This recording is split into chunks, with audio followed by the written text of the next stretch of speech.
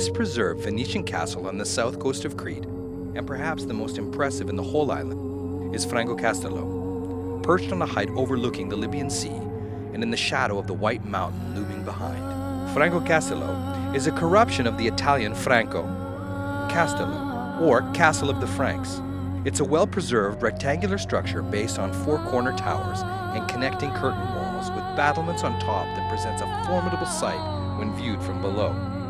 The main gate in the south wall facing the sea features the marble coat of arms of Saint Mark of Venice, another notable escutcheon. To get to Fragokastello, drive east from Chania for 33 kilometers, turning right at Vrisis for the winding road to Sfakia, then left at the coast, a total of 85 kilometers.